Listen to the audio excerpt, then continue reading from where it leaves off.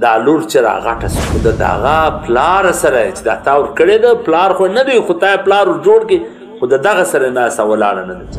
هغه کور والا ورته وویل خپلې زنانې چې څو وخت کېږي دغه نجلۍ چې دا زما او ستا لور موږ جوړه کړې ده دغه پیغله سوې ګورې دا زموږ ستاسې په پښتنو کې دغه یو کار ډېر عام دی د همدردۍ په خاطر یې خلک کوي د زړه سوی په خاطر یې خلک کوي هغه دا چې یو کوچنی لور و یو بل چاته په کوچنیوالي داسې جوړۍ ته ورکړي چې د هغه اولاد نه کېږي ګورې په داسې کار کولو کې به د شریعت حدود نه پاماله کوي چې ته و چاته دا کوچنی لور ورکوې دې ته به ګورې چې ایا د دغه سړي دا زما د لور سره څه رشته خور ته ورکړي عمه ته ورکړي د مثلا د اکا زوی ته ورکړي وي یا داسې بله داسې رشتې ته ورکړي وي چې هغه رشتې والا که چیرې دغه بله زنانه چې د هغه په نکاح کې د دا نه واده ورسره کولی یعنې غیر محرم نو په داسې کور کې ورکول خو جایز نه دی یو داسې کور خپل کور یو ورور ته ورکې هغه د نجلۍ اکا وي یو داسې رشته وي ته نو د کوره څنګه دا لور باسي دا لور چې راغټه سوله خو د هغه پلار سره چې دا تا ورکړې ده پلار خو نه دی خو تا پلار ور جوړ کړي خو د دغه سره ناسته ولاړه نه ده جایز که چیرې یو بله د محرماتو رشته نه وي ورسره هغه خو کور والا یې وچه د اولاد نه لري نو شیدې خو هم نه لري چې ورکړي چې دا رضاعي لور سي ما بلزه یو کتاب کې کتل یو بزرګو د هغه اولاد نه کړي بیا د یو هسپتال څه یا د دې ځای څه یو کوچنی راوړی و راغټ کړی و لور نجلۍ وله نو هغه غټه سوله څو وخت بعد د دې بزرګه څه د تهجد توفیق واخیستلی سو هغه ډېر پریشانه سو چې دا ولې دا زه راپورته کېدی ولې نه سي نو بیا خپل استاد له ورغی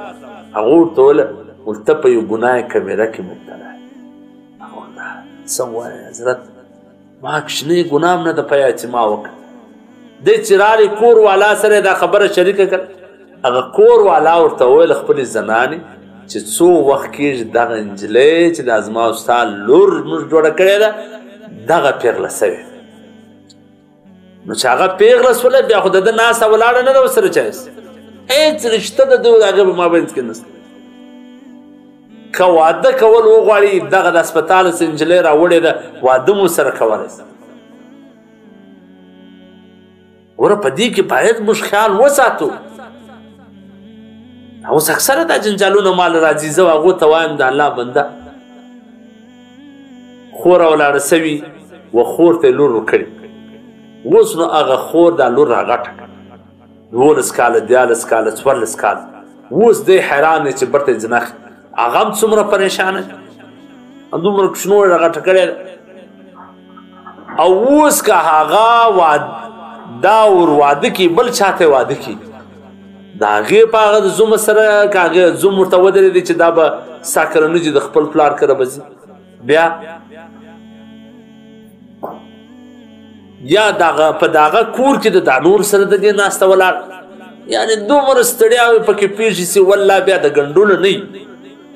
نو د اوله سره دا احتیاط کوئ چې کم ځای کې اول خو په کار نه د الله دې هر چاته خپل اولاد ورکړي نو که چیرې ورکول دې ضروري وي نو بیا داسې ځای ورکوه چې هغه ځای کې د هغې څه ده محرمات رشتې هم وي داسې ځای مه ورکوه چې سبا هغه راغټه سي